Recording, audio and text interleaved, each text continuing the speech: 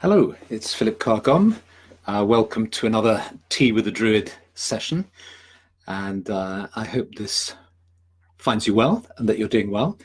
Do type in if you are there, say where you're from. It helps me know that I'm not speaking to the void, and it gives a nice feeling of community as well. So Brian from Michigan, hi, and Daniel, hi. That's great. Wendy from Vancouver, lovely to see you. That's great. So we know that it's working. Munich and Mervyn, hooray. Ellie, Kent, lovely. That's lovely to see. And it's always lovely to imagine that we're in a clearing in the woods together, perhaps a small fire burning in the center, the smell of wood smoke, us gradually gathering round from all sorts of different directions. Great. So I'll tell you what I wanted to explore with you tonight. And let's start exploring it with a moral question. Imagine this. Imagine you are in the house of somebody you don't know very well. Perhaps somebody has invited you to stay in their house. Maybe they're there, or maybe they've gone away. Maybe you've done a house swap. You don't know them very well at all. And you're in the bathroom. And you see a bottle of perfume and you're intrigued. And the question is this: do you try it out? Maybe just have a think about that and just tell me whether you would try it out or not. It's kind of an interesting one, I think, because there are obvious moral choices we have to make. Should I kill that person who just annoyed me? Well, obviously not. But in this case, it's not quite clear-cut. And whilst you're thinking about it and deciding whether it's okay to do that, whether you would mind if somebody who was staying at your place tried your perfume out, I'll tell you why I'm asking you this. A while back, I did a house swap with somebody who we didn't know at all. A very successful artist in London. And Stephanie was away, so it was just me, and we were staying in his incredible house in London with incredible views across to the Shard and this wonderful kind of Gothic bedroom and all the rest of it. And I went into the bathroom in the evening and I saw a little bottle of perfume. And I decided to try it. And it was called, and the reason why, my excuse is because I'm a spiritual seeker, its title was Incense. And so I had to, for purposes of research, the moral question was I had to try it out. And so I got this little thing and I went puff, puff, puff like that. And the smell is just absolutely fantastic. It's made by Comme des Garçons. When I went out into London, I bought a bottle for myself, and I'm so pleased. It's a beautiful, beautiful smell that is like incense, really. Lots of strong notes of frankincense and pine and so on. So I can still see lots and lots of people piling in from Germany and Berkshire and Faversham and Bavaria. So I hope you're not shocked by the moral choice I made, but I felt it was okay.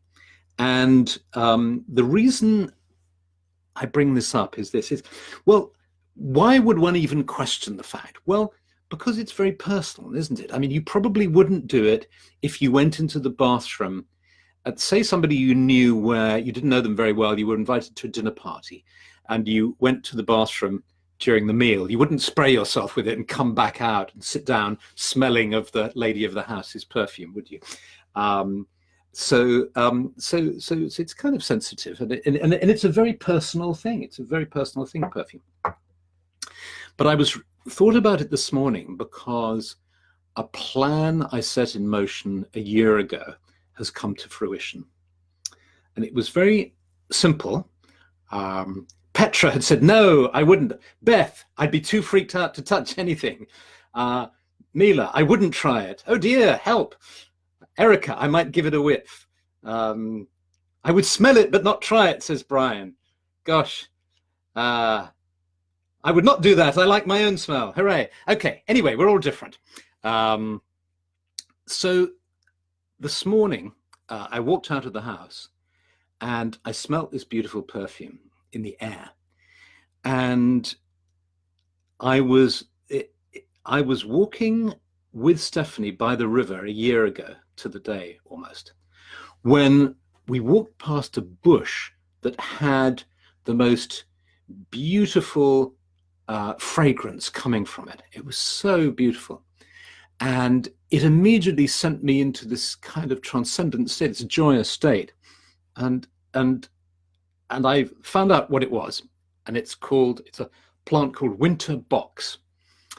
And so my son Lawrence kindly bought 2 bushes for us and a winter box, and it's finally come into flower. We planted it last year in February, March, and it's come into flower now.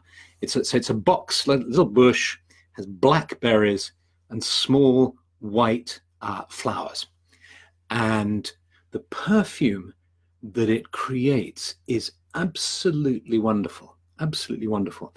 And every morning when I step out, and the flowers last a long time through the winter as well. What's nice about it is it's in flower during the winter, when we're not used to smelling flowers really.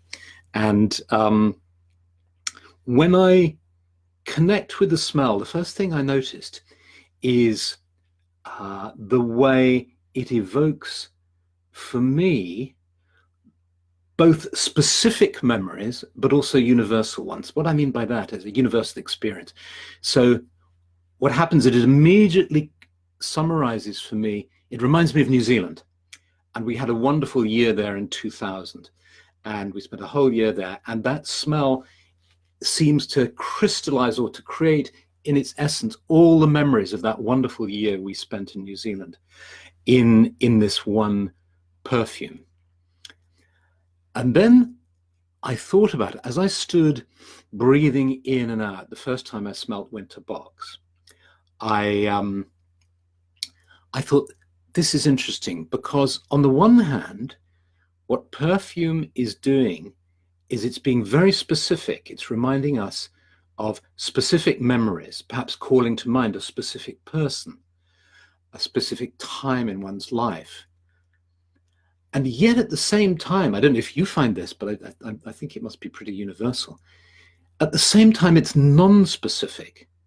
It takes me to another world which is not specific. It's not concrete. It's not of this world in a way. So whenever you get a paradox, I think the divine is there. The divine is there in paradox. And so for me, the reason why perfume is so powerful is because it contains this paradoxical, it offers this paradoxical of both engaging me more in the sensual world, more in the world of specificity, of specifics, of memories, of people, with moments, with places. So specifics, engaging in this physical, beautiful world that we're in. But at exactly the same time, it does the opposite. It takes me out of all that to this divine world, which is why I think it's used in religious ceremonies. You know, this is what incense does.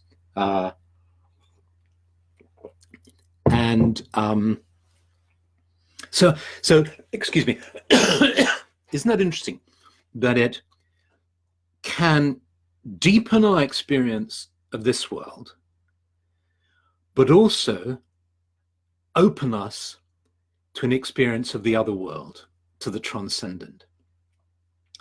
And in a way, that's what I'm looking for. I'm looking in a spiritual way, that's what I'm looking for. And in my life, I'm looking for that. And I guess you probably are as well. It's like what we're looking for is, how can I be more engaged in this beautiful world and challenging world that I'm in? How can I be more engaged in it? How can I be more engaged with my fellow humans and animals and plants and trees and the world of nature and of humanity? And at the same time, how can I feel the divine more? How can I taste, connect with the transcendent, if you want to call it that, the other world, the divine, deity? And so, in a fundamental way, our experience with perfume is, I think, not logic. It goes beyond logic. I'm talking about it here, trying to be logical about it. But of course, one of the reasons why it's such a beautiful and powerful experience is it's not logical. Isalinda is saying, I love flowers, perfumes. You walk in a garden and you smell the delicious smell. And it's beyond words. You can't explain it. It just transports you. That's, I guess, what the whole perfume industry is based upon, is its ability to transport us. And of course, if you're into aromatherapy, as I'm sure many of you are, then there are all sorts of reasons. We can talk about all sorts of reasons why aroma works so well. Jamesina, I wouldn't mind if someone tried my perfume. Hope they liked it. Think I may have had a cheeky whiff if it was out on show. Yes, it feels, that's exactly how it feels, a bit cheeky, but, you know, it's, anyway, that's what I did. Yeah, definitely been there, says Jenny. Yes. Okay. So let's work with this now. Let's work with the way that perfume can both engage us in this physical world more deeply and connect us to the divine by entering into a meditation, which is what we do in these tea sessions. And so this is an invitation for you to join in a meditation with people all over the world. There are people, you know, if you've been looking at the comments from the Netherlands, from Germany, from South America, from Portugal, from all over Britain, from the States, so all over the place, and usually from New Zealand and Iceland and France as well. So here's an opportunity to meditate together, but also to meditate on our own too. Again, another lovely paradox. We're completely safe and self-contained, as it were, on our own, meditating. And if we want to, we can be Winter Box is exquisite. Please read Jitterbug Perfume by Tom Robbins, a wonderful tale about perfumiers and about how finding the right mix of perfume will make you immortal, not immoral, as I was about to read. And they find the great god Pan along the way. Highly recommended from Penny. Fantastic Penny. I shall put that on my reading list. So let's go into meditation now. And you can either do it now or do it later, just watch and do it later. But here's the invitation to just close your eyes, if that helps, to better concentrate on yourself. And just to be aware of yourself seated in front of your computer or your screen. But even as you do that, you can, if you like, allow yourself just to let go. To take in a deep breath, hold it for a moment. And as you let your breath out, you just feel yourself relaxing more deeply, feeling softer, more relaxed, breathing in awareness and clarity. And as you breathe out, relaxing deeply.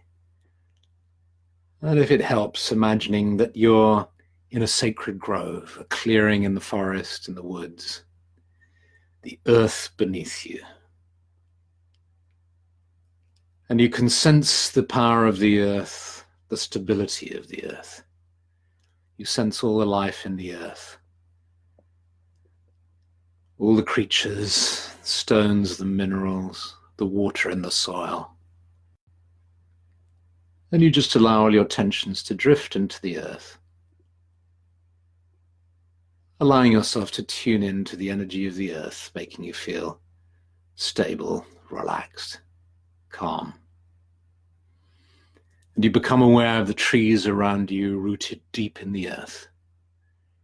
their roots stretching deep down into the earth, their trunks rising up, these trees around you, bringing their protection and their power.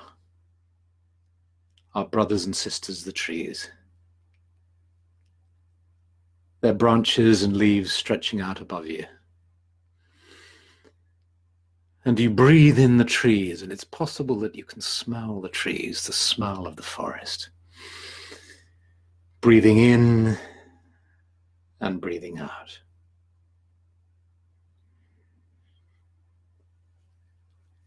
And you become aware of the sky above you.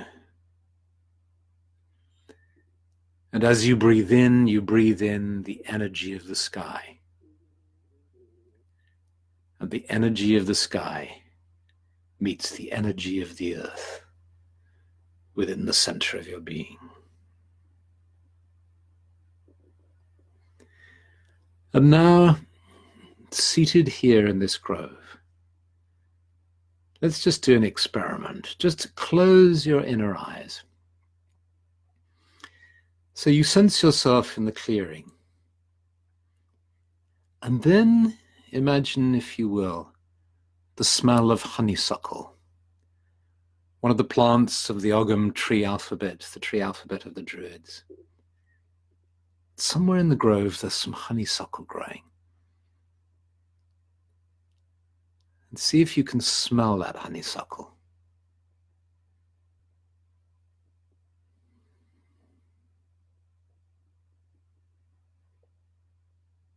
Nothing to think or do, just breathing in and breathing out the perfume of the honeysuckle.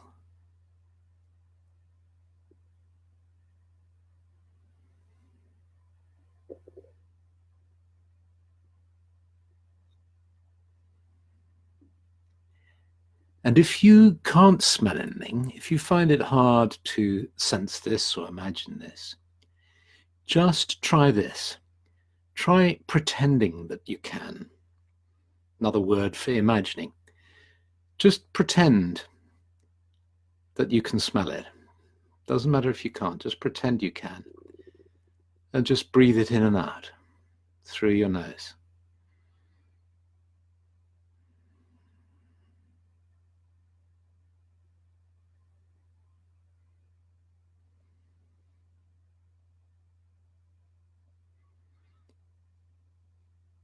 And now see if you can tune in to the smell of the earth, to a kind of mossy smell that you can detect, perhaps as an undertone or as a background tone behind or beneath the smell of the honeysuckle, smell of moss and soil.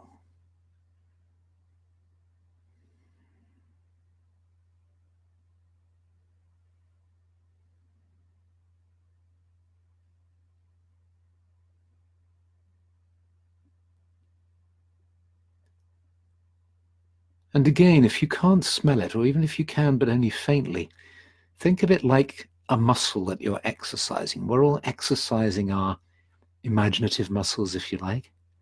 The more we do an experiment like this, the stronger it can become, the better we can become at doing this.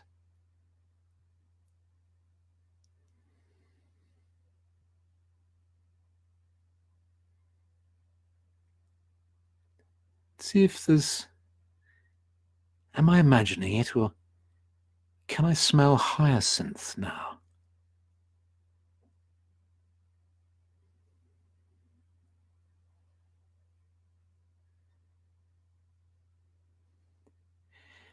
And see if you are smelling perfumes or a perfume. See if it depends upon your nose, or in this state of meditation, is it just in your aura? Is it somehow mysteriously and magically just there in your consciousness?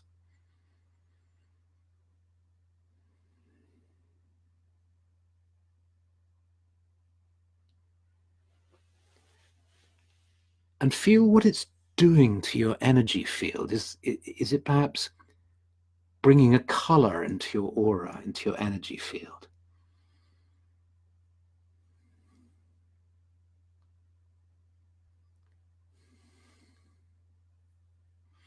And now notice how your body's feeling. And retaining any feelings of well-being, pleasant feelings that you might be having in your body. Gradually allow your awareness of the perfumes to fade, of the sacred grove to fade too. We give thanks to the trees around us, to the sky above us, to the earth beneath us. And our awareness of being seated in the sacred grove begins to fade, as each of us becomes aware of being seated in front of our computer or our laptop or our telephone, fully present in the here and now, fully present here, looking at the screen.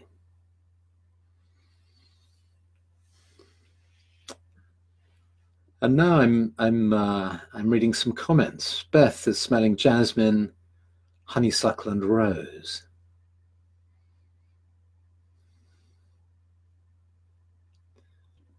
Rose, lavender, and oranges, and so more. Lovely. That's lovely. So I hope I'd be really do type your experience. If you didn't smell anything and you found that meditation hard, please say so. That would be interesting to know. I think we have a rather unique situation here where there's a whole lot of us all over the world trying out particular meditations. So we have the possibility to learn from each other, to see whether techniques help and work and whether other techniques don't. Saoirse loves the smell of wet dog. Yes, I know, it's a very homely smell. It's like I love the smell of horses, a horse's neck when you get close to it. Gosh, it smells good. Let's see, there are lots of queries here. Bluebells, hyacinth was so strong, says Sandy. Nettles, Jan. Chris, first I had to pretend to smell something, but then I did. That's a really interesting one. It's a little trick you learn when you're helping people in guided visualization. If you're working with a client, say in psychotherapy, and you say, close your eyes and imagine you can see a house. And the person says, no, I can't see anything. And then you say, well, if you could see a house, what would you be seeing? And then they say, well, it's 2 stories, it's got 4 windows, it's got a door.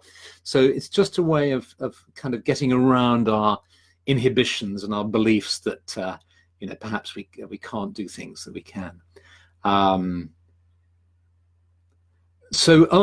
had an interesting complex emotion because honeysuckle is invasive. That's not the case in the UK, as far as I know, Brian.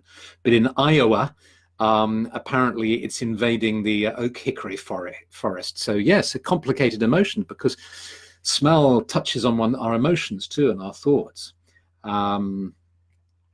Charisma smell water like running river and grass. Hazel said it was difficult for me as honeysuckle is very much out of season. Funny enough, it was very difficult for me too because I'd squirted this Comme des Garçons incense all over me, so it was very hard to override that smell. Fernaril is saying it's the memory of smells rather than the smell itself, but of course that's a thought in a way.